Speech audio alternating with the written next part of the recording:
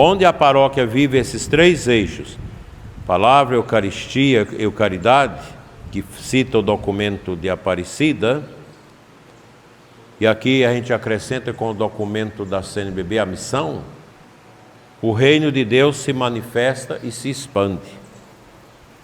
Palavra se faz pão. Quem comunga Jesus arde o coração em caridade. Então, é claro que a palavra de Deus gera no coração dos fiéis a Eucaristia. E a Eucaristia fermenta o coração para a caridade, para o amor, para o perdão. Isso é bonito demais. Maravilhoso. Santo Irineu de Leão, gosto muito desse santo. Ele morreu no ano 202, deixou muitas coisas escritas. Ele tem uma frase que sintetiza essa verdade, que é a finalidade nossa na evangelização da paróquia. A glória de Deus é o homem vivo, e a vida do homem é a visão de Deus. Está no seu Adverso Hereges. Deus quer que nós cheguemos à paridade de santidade com Ele. Sede santo como o vosso Pai é santo. Deus nos quer no nível dele. Mas é a paróquia, são os batizados é que vão fermentar essa verdade dentro da comunidade para que todos possam chegar a esse patamar de santidade. Portanto, meus irmãos, a paróquia é lugar de homens vivos na fé, animados pela esperança, transformados pela graça, e assim glorifica a Deus. A paróquia é muito mais do que aquilo que a gente pensa, que nós vemos a igreja mais como um fato social, como analisava um dos criadores da sociologia, Emile Durkheim, com as suas teorias de fatos sociais. É um ateu, mas ele falava de fatos sociais. A missa é um fato social, a paróquia é um fato social. Tem muita gente que vai e embarca nisso. Não, a paróquia é mistério. A paróquia é locus teológico do mistério. Mas o fermento só age quando se mistura a massa. Não adianta eu ter o fermento, mas se eu não coloco o fermento na massa. Nós temos a Eucaristia, temos a Palavra de Deus, mas fica tudo guardado. Precisa fermentar a massa.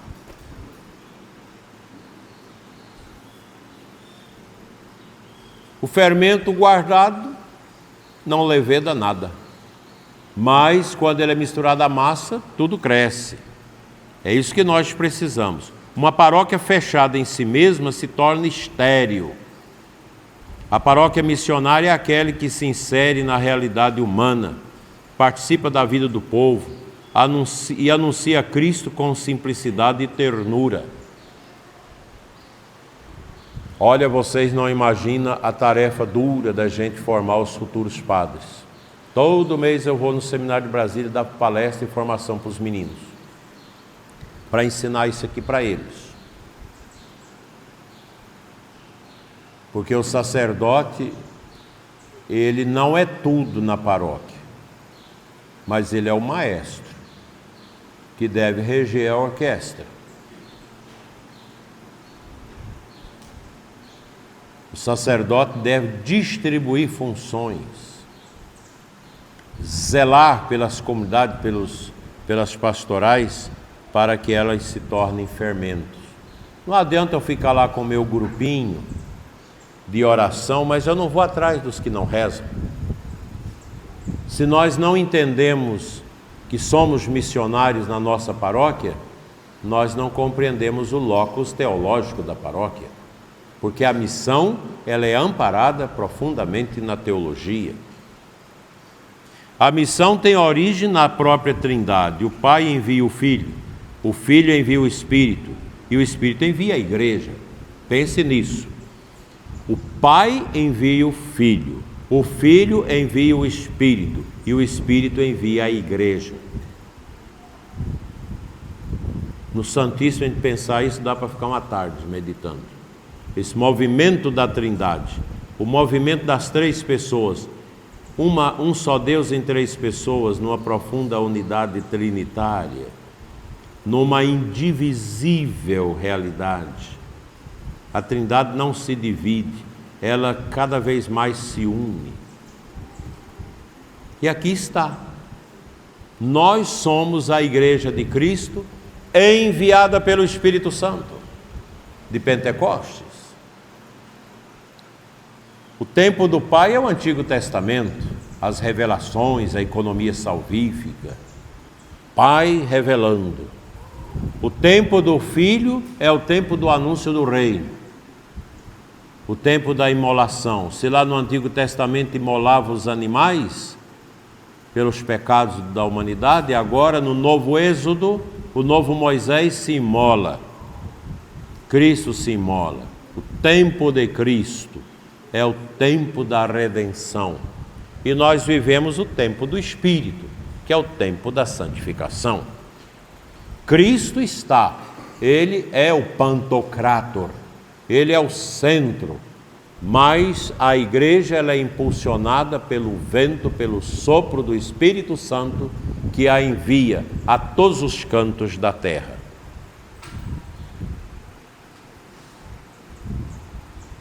São Basílio Magno, morreu em 379, escreveu: o Espírito Santo é o movimento de Deus para fora de si mesmo, o amor que sai ao encontro. Preste atenção, o número 1, na teologia da igreja, significa o eterno, Deus. Deus eterno, indivisível, imutável, eterno, sem princípio e sem fim. O 2, eu que falo com Deus. Deus é perfeito, o 2 é imperfeito por causa do pecado. Nós somos imperfeitos, nós precisamos de cura dioturnamente até o dia da nossa morte. O que o egoísmo, o ser humano é? Egoísta. O pecado nos fez egoísta. O egoísta quer tudo para ele, não reparte, só pensa nele. Deus, ao contrário, eternamente amor, derrama. Quem é amoroso derrama, não guarda, derrama, expande. Então nós estamos aqui nesta frase de São Basílio Magno, pensando nesse bonito movimento, Deus sempre para fora. Ah, mas por que Deus quis ainda salvar a humanidade depois do pecado original? Porque Deus é amor, good is love, a gente fala, né? Deus é amor, e o amor derrama. O egoísta não, ele vive chupando para dentro de você tudo, para dentro dele mesmo. Tudo é meu. Vocês lembram que tem uma fase das crianças que elas são profundamente egoístas. Tem um tempo que elas falam, isso é do meu pai, tudo é do pai, tudo é da mãe. Mas tem um tempo que elas falam, tudo é meu. Tudo é meu. E você imagina um filho único, tudo é meu, até o pai e a mãe, tudo, né? Egoísmo.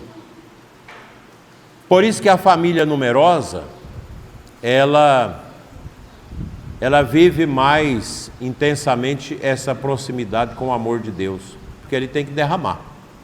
Uma família numerosa, todo mundo tem que ajudar. Outro dia eu visitei lá em Planaltino, uma família numerosa, mais de 10 filhos, a filha mais velha vai casar. Eu quis entrar na casa para ver, que é tanto de beliche, os meninos de cá, os meninos de cá, tem uma cadeirante. E os filhos todos envolvidos no casamento da irmã mais velha. É o amor. Derramamento.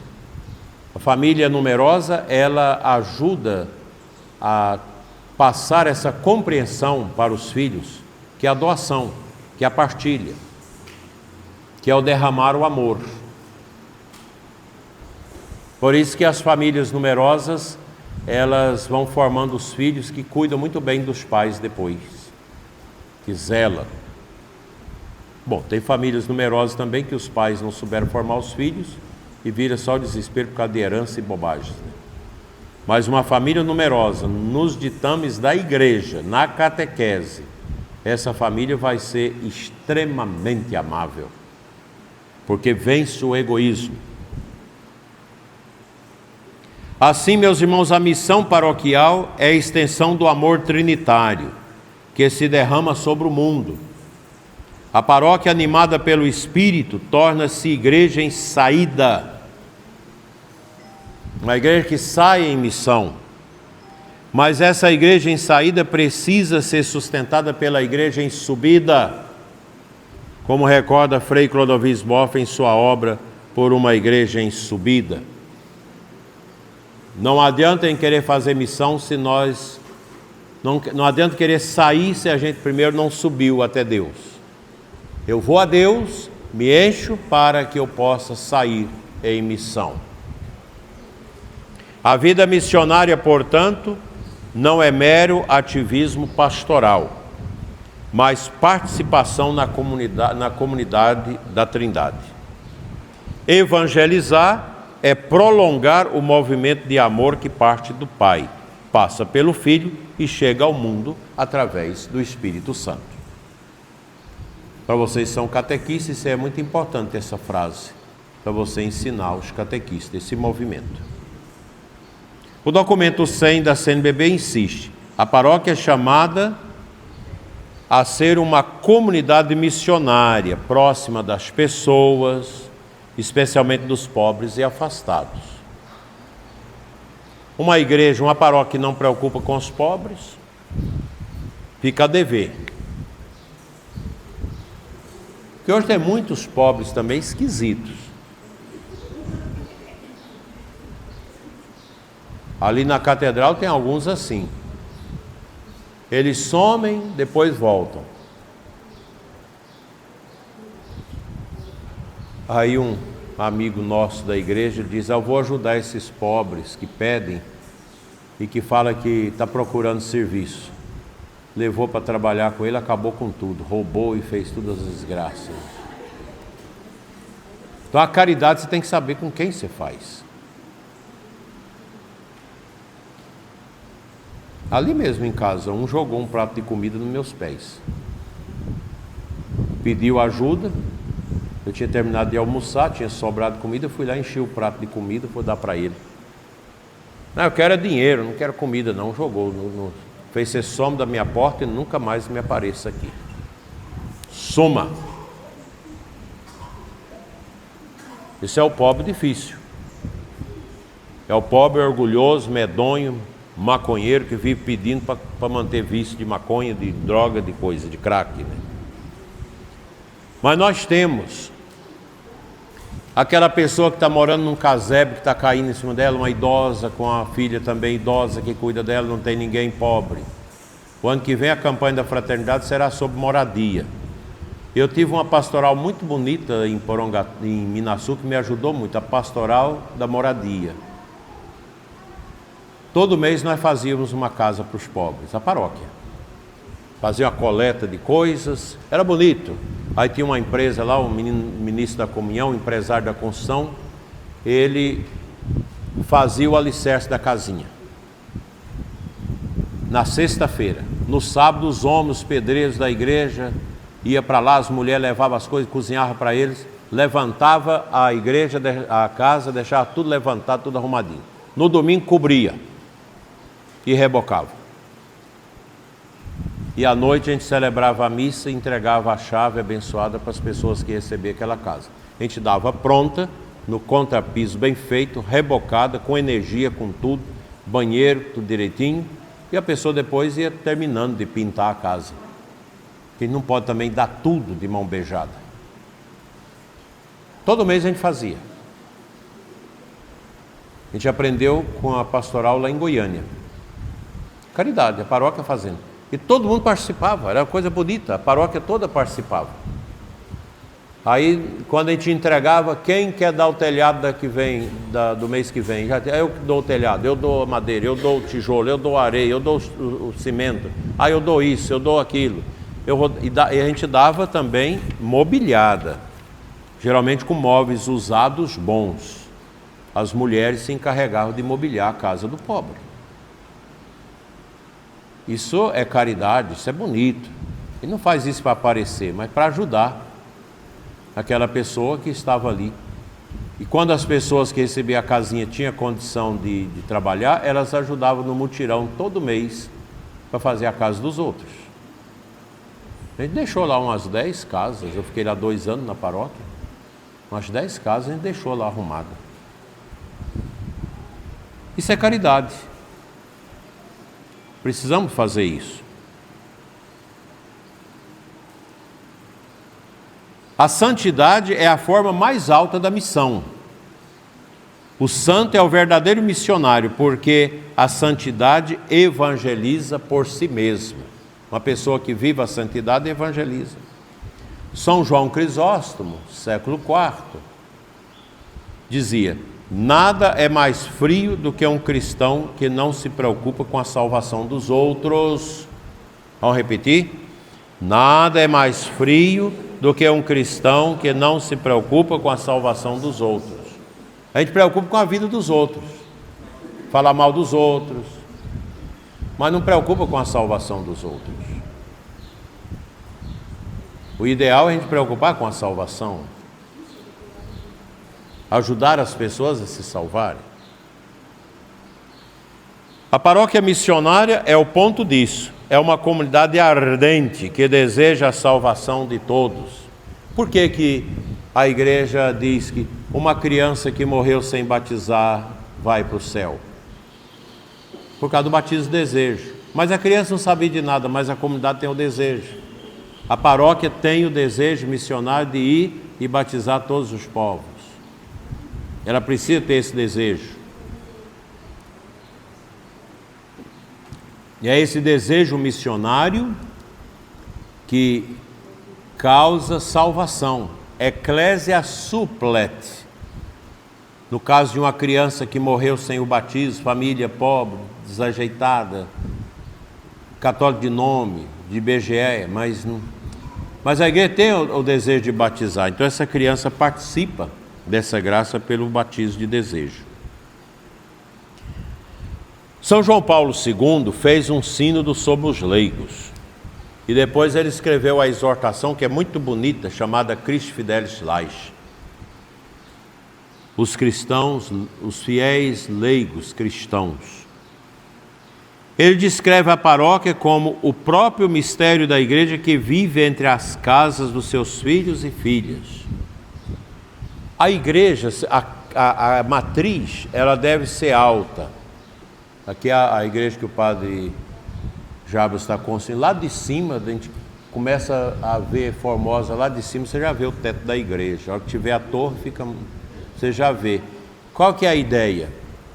A igreja é aquele edifício maior, tanto que ali em volta da catedral não se pode fazer nada que seja mais alto que as torres da igreja. Isso é um princípio. A igreja no meio. Bom, se vocês forem a algumas cidadezinhas pequenininhas de Minas Gerais, escondidas naqueles vales, Maripá, Guarará de Minas, Sabará, aqueles lugares de Minas, você chega do alto, você vê a igreja no meio da comunidade. A igreja parece uma galinha choca e as casas são os pintinhos em volta, né? Essa é a ideia da paróquia. A igreja, ela está entre as casas.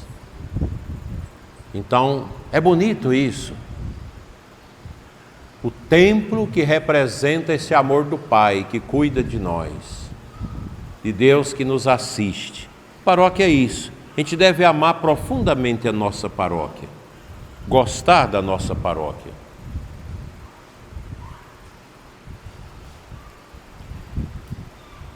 Então, na paróquia nós temos algumas realidades bonitas. 4 pilares, viu, Judite? Repito o que eu disse ontem. A Eucaristia, fonte e cume da vida cristã, a confissão que purifica, a palavra que ilumina e a caridade que edifica. Então, palavra, Eucaristia, misericórdia e caridade. A palavra se faz pão. São Gregório Magno, escreve em uma das suas homilias sobre Ezequiel. Ele diz: o pastor santifica o povo. Aliás, o pastor que santifica o povo é aquele que vive o que ensina. Nós, às vezes, como sacerdotes, pregamos muito para vocês e às vezes não vive aquele que prega. Eu costumo pregar primeiro para mim. Eu programo a oração da manhã, isso que eu estou falando para vocês primeiro é para mim. Primeiro para mim, o burro velho aqui, que precisa de conversão todo dia. Assim o pároco, Padadão escuta, é o primeiro santificador de sua comunidade, não apenas pelo ministério, mas pela coerência de vida. Isso é pesado para nós, bispos e padres, né? A coerência de vida, né?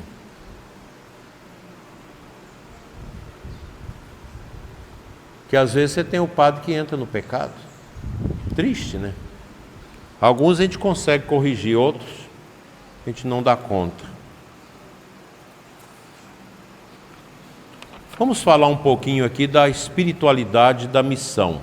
Tudo isso é teologia. Existe uma teologia espiritual, teologia da espiritualidade.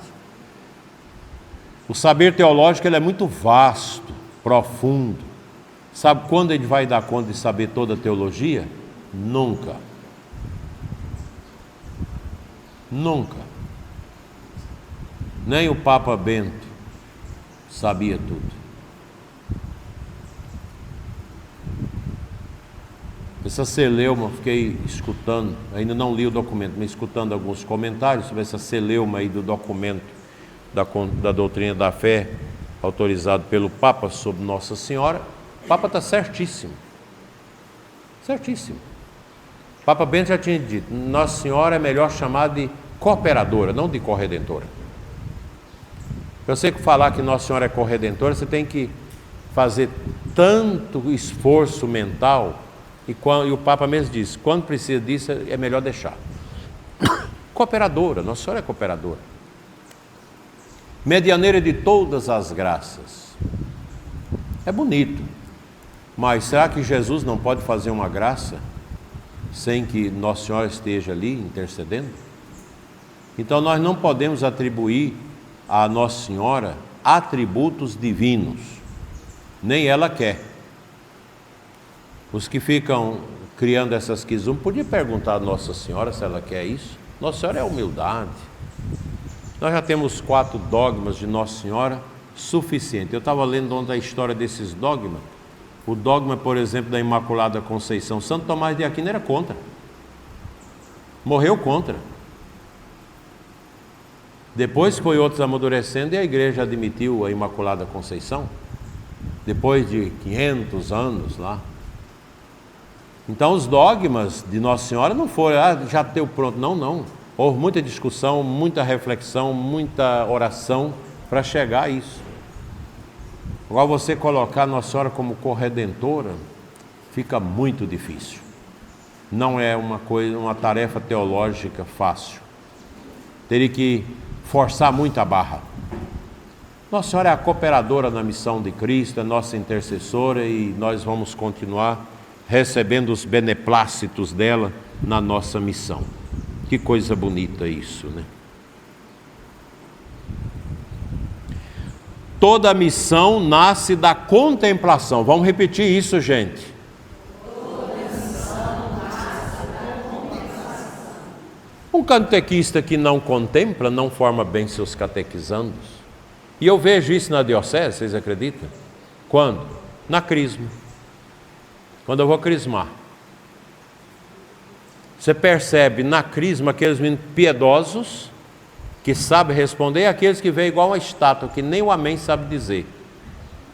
Catequista fria, sem unção. Outro dia um padre ficou impressionado, que estava crismando uns 80 meninos na sua paróquia, e mais de 20 choraram na crisma. Chorava compulsivamente na crisma. E o padre, por que está acontecendo? Fez isso aqui. Catequista espiritual, catequista que bebe da graça dos sacramentos e passou isso para os meninos. E muitos entenderam. Por isso a emoção. Não é de se assustar quando você vê um padre que chora na consagração. Eu sempre tenho, às vezes, aquele impulso para chorar na consagração. É a piedade, é o amor àquilo que você está vivendo. Agora, tem padre que celebra a missa. Eu lembro de um padre da Teologia da Libertação, que era meu amigo, eu era seminarista menor ainda. Quando entrei para o maior, ele deixou o ministério. Ele celebrava a missa com um copo. Não aceitava. O cálice é uma coisa burguesa, é coisa de rico. A âmbula era uma cuia de coité. Você imagina? Porque as âmbulas é muito chique. No fim da ceia ele tomou o copo. Já é até nula a missa. E disse, isso é meu corpo. Isso é... E outra coisa, aí depois uma vez inventou de celebrar com pinga. Porque achava que o vinho era uma bebida de rico. O povo bebe a cachaça, então tem que ser do povo. Isso é comunismo, isso é o marxismo. Quando eu falo contra o comunismo e as pessoas ficam com raiva, é isso, o marxismo. Que divide rico e pobre, preto e branco, pai e filho, professor e aluno. E fica com essa bobeira de tudo tem que ser os pobres. Quem que é o mais pobre? É Cristo. Segue Jesus. Nós estamos vendo aí o pai dos pobres gastando o dinheiro de todo mundo aí com essas besteiras aí que estão fazendo. Pai dos pobres. Mas que de pobre não tem nada. Um bilionário às custas dos pobres. Que acoita tudo quanto é tipo de corrupção e fica abrindo a boca para falar dos pobres. Que vergonha. Que vergonha. Eu fiquei decepcionado com esse padre uma vez que eu fui falar com ele como seminarista. Vamos fazer uma cesta para levar. Não, meu filho, a gente tem que fazer a conscientização do povo, para o povo lutar por seus direitos para ter a cesta. Não precisamos fazer isso não. Mas que teologia da libertação é essa? Deixou o ministério.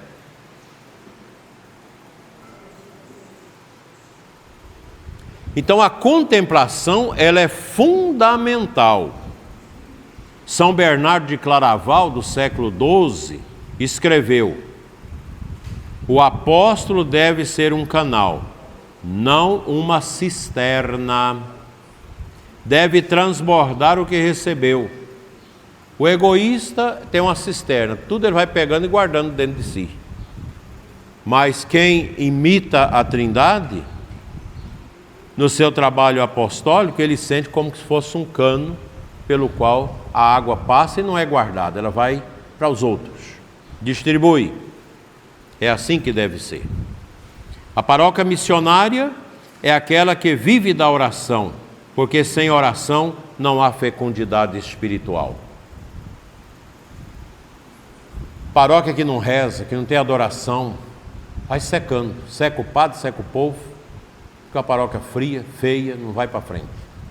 Onde tem oração, tem adoração, onde tem cerco de Jericó, onde tem vigília, onde tem night fever, onde tem promoção espiritual, rosário. Meu Deus, como crescem essas paróquias.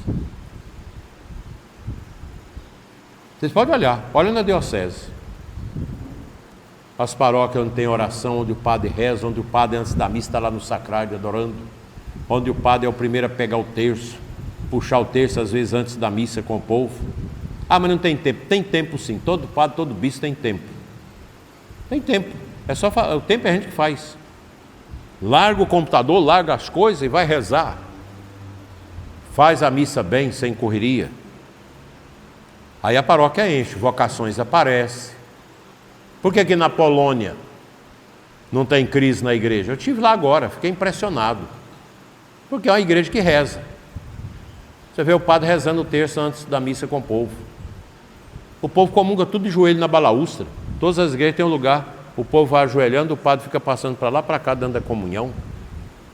A professora sai da escola cedinho com os meninos, os meninos de um lado, as meninas do outro, para afirmar o gênero, e leva tudo na igreja para ali uns 10, 15 minutos diante do Santíssimo, antes de começar a aula.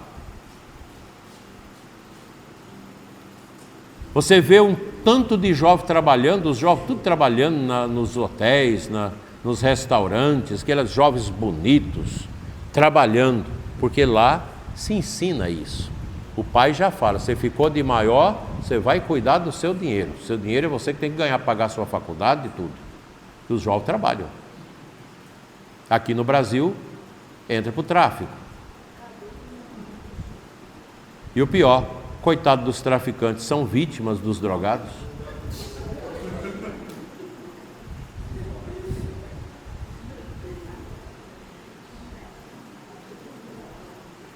Gente, uma família bem estruturada, com seus filhos, que reza, que ensina, não tem como dar errado. Claro que às vezes escapa alguém que cede ao demônio, mas dificilmente dá errado. Porque é da Eucaristia que brota o impulso apostólico. Porque o altar é a fonte da missão. Somente a Igreja Católica tem Eucaristia válida. O nosso altar é altar. Padre Jarbas trouxe esse altar aí que vai ser remodelado, cinzelado, que é uma pedra pura, bruta, não sei quantas toneladas, está ali. O altar, 11 toneladas. Uma firmeza. É igual o altar lá de Jataí, da Catedral de Jataí, ninguém dá conta de tirar aquilo lá, nunca mais. Uma pedra bruta talhada. O altar representa essa firmeza, Deus é essa firmeza. E a missão, meus irmãos, o trabalho que nós fazemos na igreja, na catequese, na evangelização, no serviço, nas visitas, na caridade com os pobres, é um prolongamento do altar. Porque tudo numa paróquia deve convergir para o altar. E do altar, iluminar toda a missão da paróquia. Você está lá no grupo dirigente do ECC, tem que estar ligado com o altar. Enquanto casais com Cristo que não tem Eucaristia, que não tem reza, não vai para frente não, morre tudo. Morreu aqui na diocese muito o encontro de casais com Cristo porque não rezava. Se não rezar, não vai para frente. Ninguém aguenta ser católico se não reza. Ser católico é difícil demais. Não é fácil ser católico, não é fácil ser um casal católico. Ontem mesmo o padre me ligou, como é que eu faço? O casal, a mulher tem 40 anos, tem um filho único. Querem casar na igreja, mas não querem mais ter filho. Está usando o DIU. Não pode casar.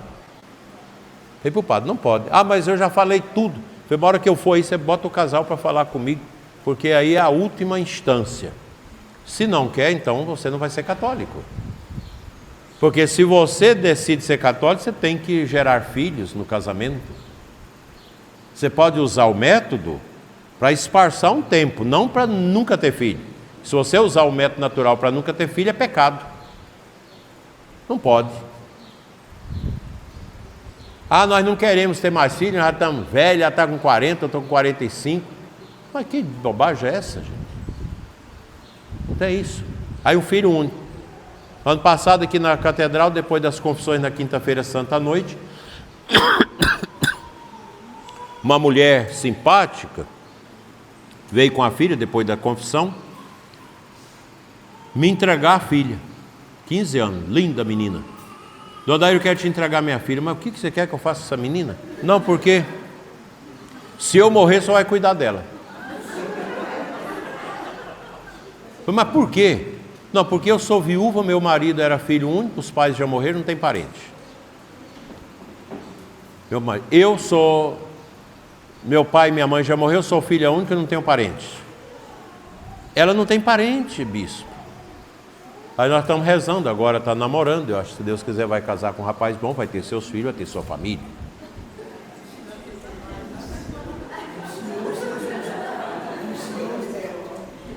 Aí eu vou ser avô dos meninos. Está entendendo, gente? Como é importante ter os filhos? É bonito isso. Você pode esparçar com o método natural. mas nunca colocar seu casamento no caminho da infertilidade. Mesmo vocês, vamos pegar um casal que Tatão e Judite, que do ponto de vista biológico já não tem mais jeito de nascer filho ali. Mas se eles namoram, o namoro deles tem que ser fértil e aberto à vida. Porque nós temos na história bíblica mulheres velhas que pariram. Ou seja, um ato sexual de um casal católico nunca pode excluir a fecundidade e a geração dos filhos. Mesmo usando o método, se sair fora, se vier o filho, não tem problema. Mesmo na velhice, o ato sexual é um ato amoroso para a vida do casal, para a geração e criação dos filhos. Você não pode excluir a dimensão procriativa do ato unitivo do casal. Unidade e fecundidade. Aí você tem, outro dia na reunião nacional do ECC, que é o pessoal mais velho, que já não tem mais filhos, não tem mais condição de gerar, que é um trabalho que você vai crescendo dentro do ECC. Eu fiz a pesquisa, era 70% das mulheres todas laqueadas. E as que não eram laqueadas, o marido laqueou. Anos 70, feminismo, botou essa bobagem na cabeça dos homens e das mulheres. Botou na cabeça de muita gente que ter filho é problema. Aí outro dia alguém me perguntava, mas como é que a gente faz com esse povo abortista? Calma, é o tempo, porque todos os filhos que eles concebem, eles abortam. Então daqui a uns tempos é uma raça extinta, não tem mais, não vamos ter mais esse povo. Não, vai morrer tudo. Morreu, acabou. Gente, eu já estou quase terminando. Vocês aguentam mais 7 minutos?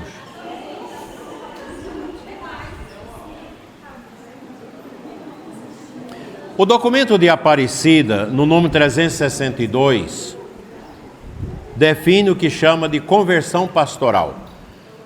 A paróquia precisa ser sempre um organismo que caminha na conversão pastoral.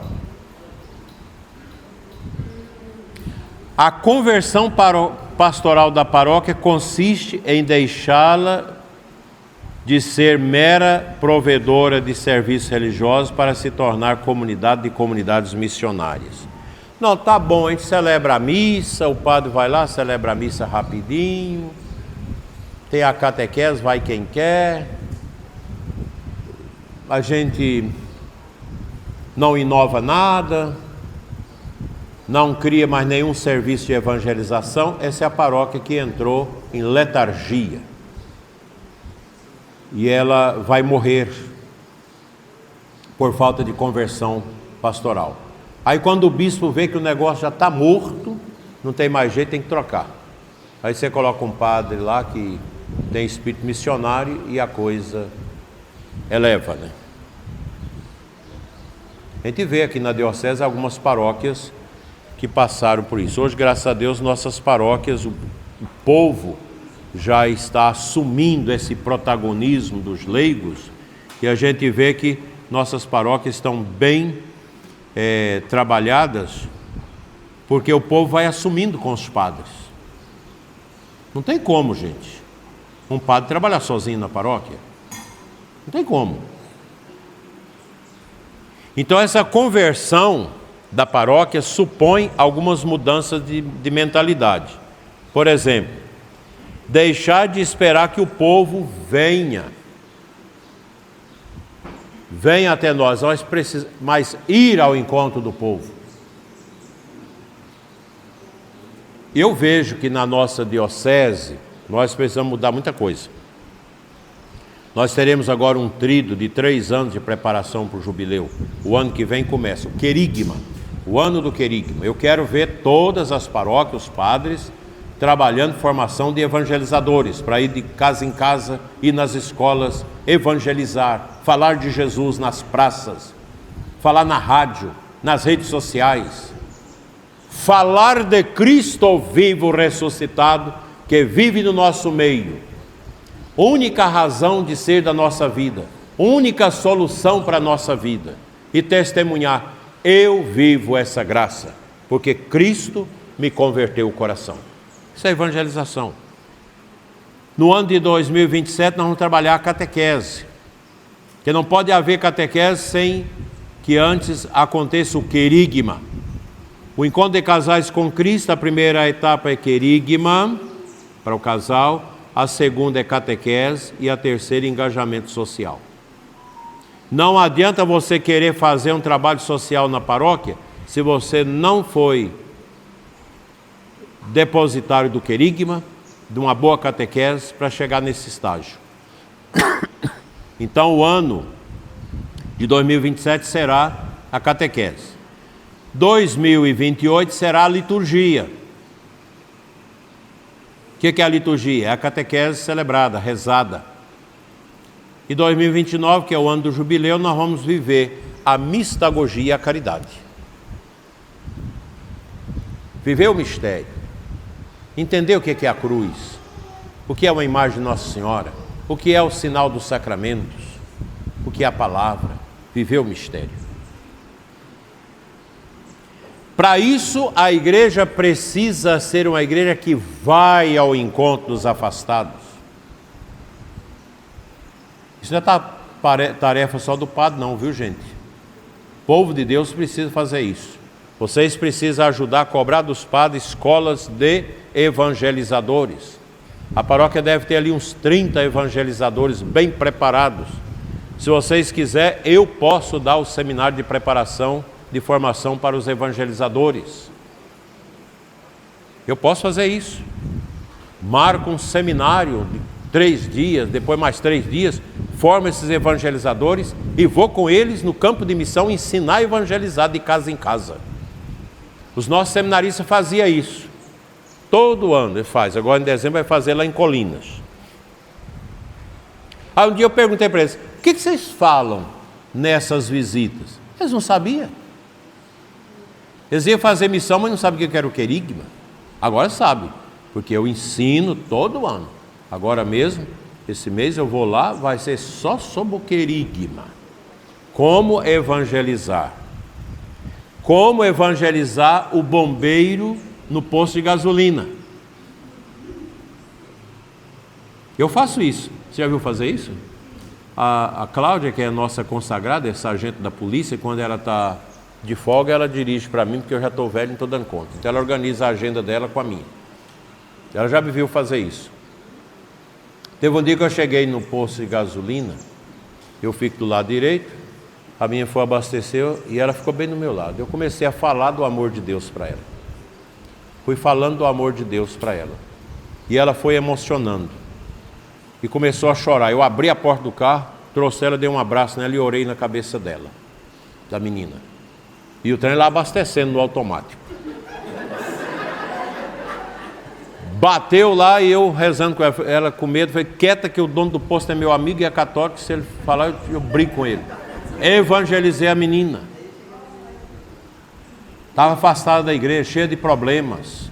Depois me agradeceu por aquelas palavras. Ela não está lá mais no posto.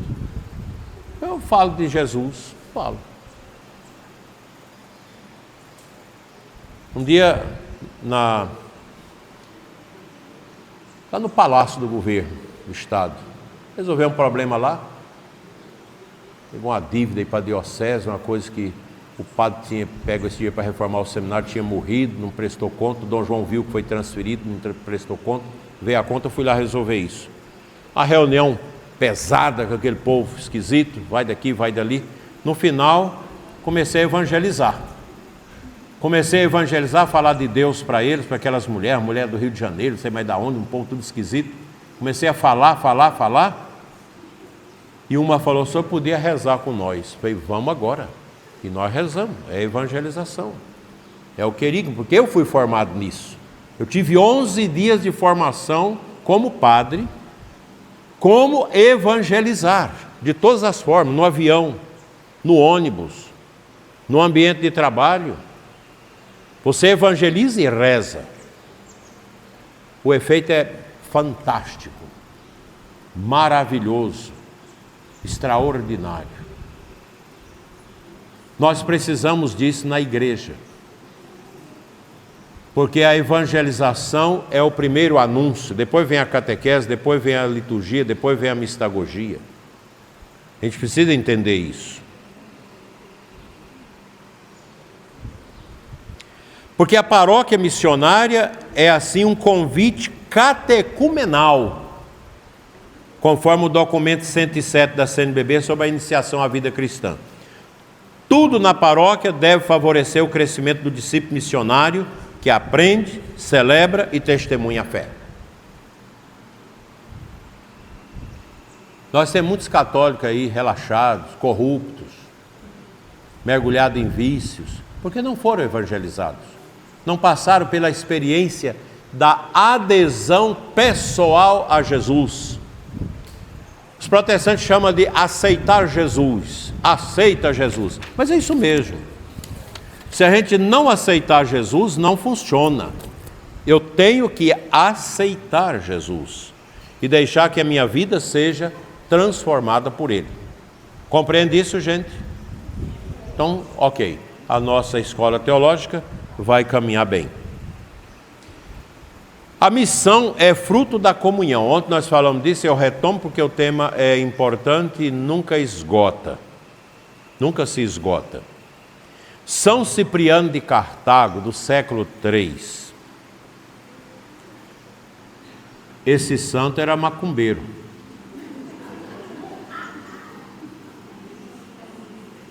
Se converteu, alguém evangelizou ele.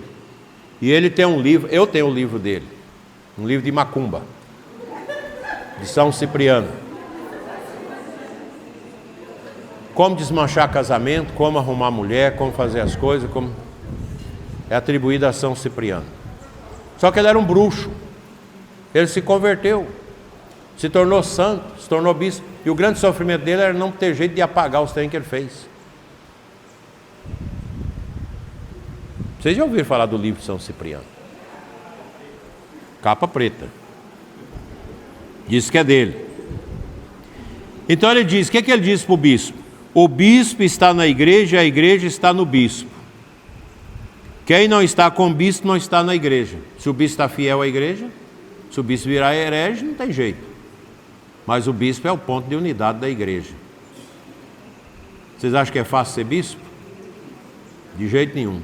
Os bispos todos morrem. Se ele não morresse, era até que é bom, mas morre, né? Não é um ministério fácil, é um negócio... Eu era mais ativo, mais contente como pároco do que como bispo. E como pároco você tem um dinamismo. Eu vejo as paróquias, me dá uma saudade de ser pároco, né? De começar uma paróquiazinha, como é bom. E o bispo é um sofrimento, você tem que estar lidando com tanta burocracia, com tanta coisa, com o problema dos padres, você tem que amar os padres tudinho. E o bispo tem que amar todos. Mas o bispo tem que ser um cabra de fibra para não precisar do amor dos padres. Eu não preciso do amor dos padres. Se eles quiserem me amar, ama. Tudo bem. Mas agora eu amo eles. Eu não preciso do amor deles, não. Graças a Deus eu sou feliz com meus padres. Eu sei que tem alguns que talvez não gostem da gente. Não tem problema. Mas eu gosto deles. Vocês também, como pais, vocês têm que amar os filhos de vocês. Você não precisa ser carente para o seu filho ter que te amar. Se não te ama, pronto. Pai, eu não te amo. Tudo bem, mas eu te amo. Vai cuidar. Então, o trabalho do bispo é isso. E o bispo tem que ser um ponto de unidade da igreja, não de confusão na igreja. Fácil não é. Quando a gente chega todo ano na Assembleia dos Bispos, a gente vê que as cabeças brancas aumentaram. Os bispos vão branqueando a cabeça, né? Aí eles apresentam aqueles novos bispos, geralmente é de 15 a 30 novos bispos todo ano, que sobe lá para se apresentar. Aí tudo alegrinho, tudo contente, convidando para a ordenação, para a posse. Aí os outros, os mais velhos, falam, coitado, não sabe o que espera. Teve um bispo que foi apresentou lá, todo bonitão, até amigo meu. Aí ele depois estava me contando, que coisa triste, eu tomei posse. Quando eu estou indo, antes do almoço da posse, um padre me falou, eu preciso falar com o senhor rapidinho, porque eu estou deixando meu ministério e eu quero marcar com o senhor para resolver isso. Meu Deus do céu, quebrou a alegria do bispo. Que tristeza, né? É assim. A beleza do episcopado é o altar. Quando você está no altar, como dizia Dom João Wilke, a beleza, o bispo, celebrando os mistérios. Mas quando você desce os 3 degraus do altar, você já vai encontrando os problemas. É a dificuldade, é um problema aqui, é outro ali, é assim. Você morre e os problemas ficam para trás. Nunca ninguém resolve os problemas. Os problemas de igreja é igual cozinha, igual casa. A dona de casa não dá conta de resolver tudo da casa.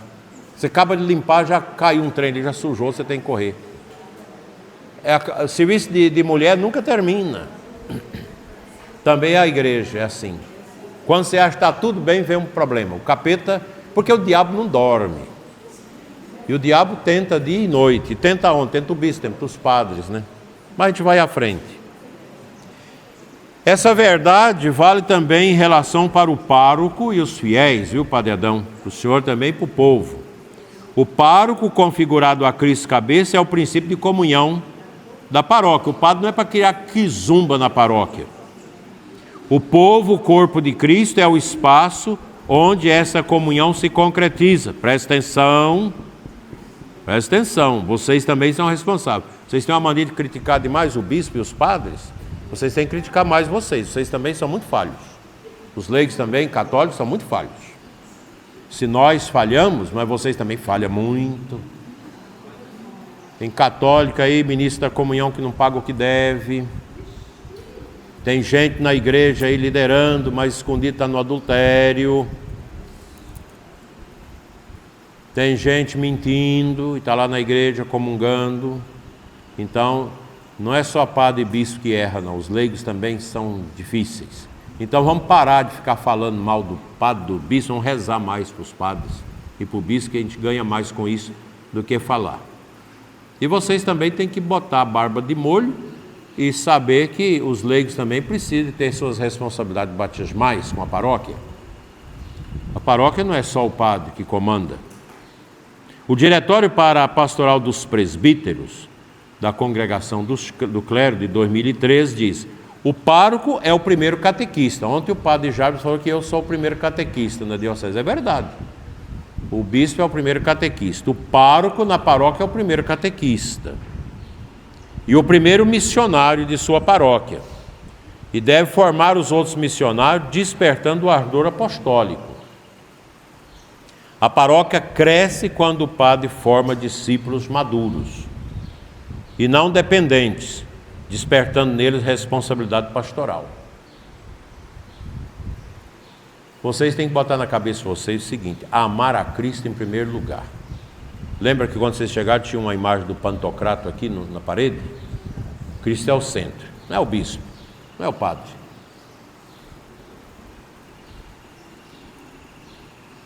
A nossa fé não pode estar no padre e no bispo.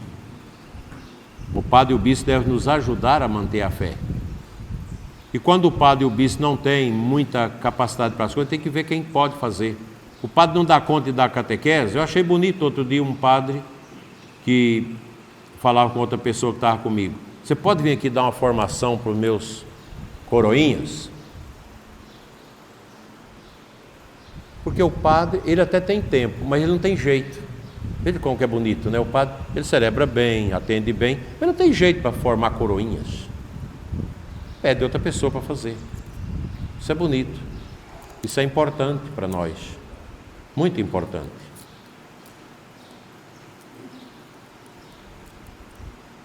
Omnia transeunte. Repitam. Omnia transeunte. Eu falo isso todo dia, vocês não sabem. Tudo passa. Tudo passa. Os padres passam, os bispos passam, o Papa passa, vocês também passam. O mais importante é o céu. Ajudar o sacerdote. Igual tem padre que é difícil. É ensimesmado, acha que ele sabe tudo, que não precisa da ajuda dos outros. É bobagem, não cresce. O sacerdote precisa da ajuda dos outros. Mas também não pode ficar explorando demais os outros. Outro dia uma mulher disse para o padre: padre, o senhor quer que eu largue meu marido e meus filhos? Porque toda o padre quer que aquela pobre ovelha ajuda. Não, ajuda um pouco. Eu sempre tinha cuidado. Quando eu vi uma pessoa em 2, 3 pastoral, eu começava a cortar. Porque tem gente na paróquia que pega 10 trabalhos e esquece a família, esquece os filhos. Tem um casal muito importante que trabalhou comigo no ECC Nacional, que outro dia alguém me disse que os filhos têm ódio do ECC. Gente rica. Ódio por quê? Porque o ECC tirou o pai e a mãe da vida deles. Porque eles se envolveram tanto que eles não ficavam mais em casa. Isso está errado. Por isso tem alguns homens ignorantes que dizem para a mulher: por que você não leva o seu colchão lá para a igreja? Já passa a morar lá, por que você não sai da igreja? Alguém já escutou isso?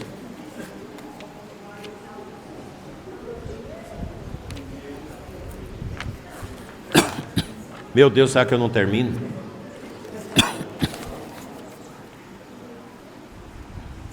Então nós podemos ir às periferias. Isso significa aproximar-se dos pobres, dos enfermos, dos indiferentes, dos que perderam a fé. São João Maria Vianney, que morreu em 1859, dizia: não há pecador que resista à paciência de um pastor que reza e ama. Reza e ama. Porque às vezes, Padre Adão, nós já damos logo um supapo no pecador, no ignorante, e larga ele para lá. Mas Deus não quer isso não. Aí você briga. Padre Pio era assim. O cara chegou lá, ia na missa sempre com ele lá, piedoso. Chegou lá na sacristia, o padre estava sendo perseguido pelo bispo. Padre Pio, o bispo não presta por causa disso. Começou a elencar os defeitos, os pecados do bispo. Padre Pio sentou a mão na cara dele e falou: respeita o bispo, some da minha frente. Está lá no filme. Lá no filme tem. Aí o cara saiu, estava chovendo. E o Padre Pio ficou na porta olhando ele sair e rezando. Saiu, sumiu no canavial para lá. Veio à noite, chuva. No dia cedinho o Padre Pio estava lá na porta olhando, que sabia que ele ia voltar. Ele sai lá do meio do mato, encarangado. Padre, perdão. Meu filho, venha.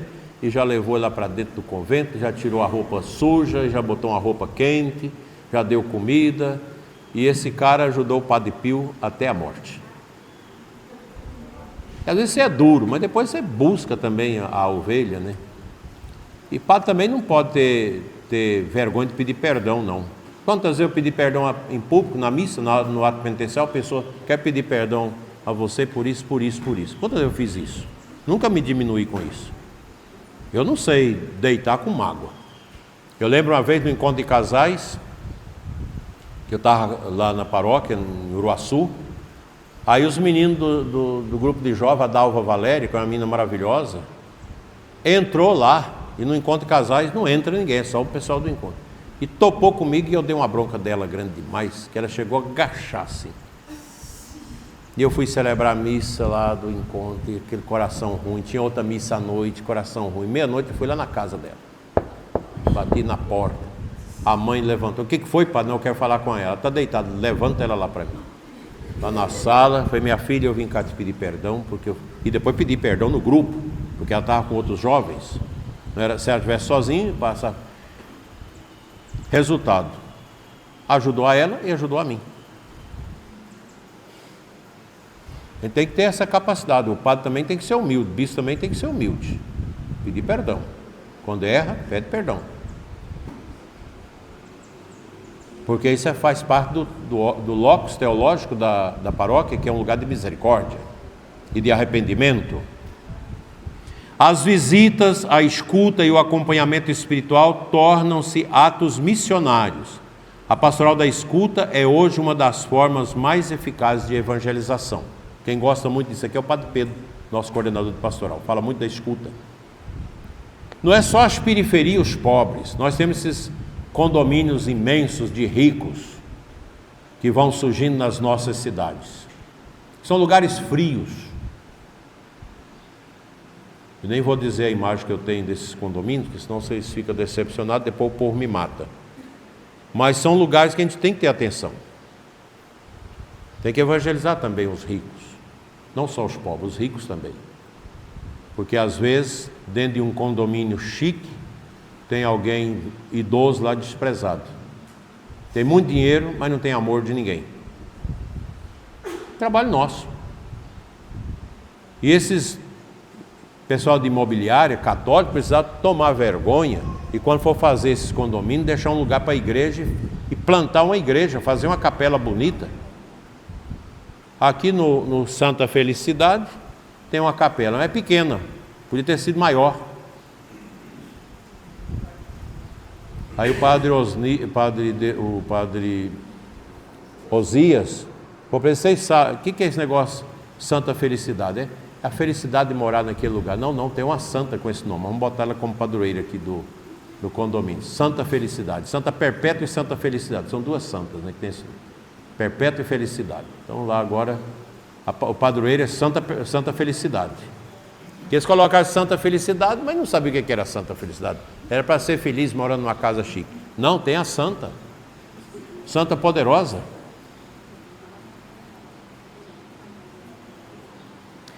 A paróquia é missionária porque é santa. E é santa porque é missionária. São Francisco Xavier morreu em 1552. Dizia, a alma que se entrega à missão encontra o céu já na terra. O documento 107 da CNBB diz, a santidade é o horizonte de toda pastoral. Conduzir as pessoas à vida em Cristo é o sentido último da missão. Tem pastoral da igreja que é uma ONG. Se reúne, não reza, só falar de outras coisas. Não, tem que levar as almas ao céu. Quando a paróquia é casa de oração, de confissão, de adoração e de caridade concreta, ela se torna sacramento vivo do reino, onde a santidade de Deus brilha nas obras humanas. Graças a Deus, chegando à conclusão. A paróquia, horizonte do reino, a caminho da salvação. Está aí na última página, página 8. A paróquia é o laboratório do Evangelho, uma palavra da ciência que a gente aplica. Nela a santidade se aprende, a missão se realiza. É a igreja que respira o mesmo ar do povo e que encarna o amor de Deus na vida cotidiana. São João Paulo II afirmou, a paróquia continua sendo o primeiro lugar onde o cristão experimenta a igreja. Eu vou ficar só assistindo a missa e as palestras online? Não, você tem que ir na paróquia, tem que ir no altar. Para revitalizar a paróquia, portanto, revitalizar a paróquia é renovar toda a igreja. Ela é fermento do reino porque evangeliza, e é sacramento de santidade porque santifica. Que nossas paróquias sejam comunidades eucarísticas, vivas, missionárias e acolhedoras. Que cada fiel descubra o dom de ser discípulo e apóstolo de Cristo. E sob o olhar da Imaculada Conceição, nossa excelsa padroeira diocesana, que cada paróquia de nossa diocese se torne um farol de santidade e uma oficina de esperança, para que o povo de Deus caminhe na direção do reino que nunca tem fim. Essa foi a minha pequena e pobre contribuição aqui com esse tema da paróquia como lugar teológico, e eu espero que tenha ajudado vocês a amar mais ainda as nossas paróquias. Assim seja. Amém.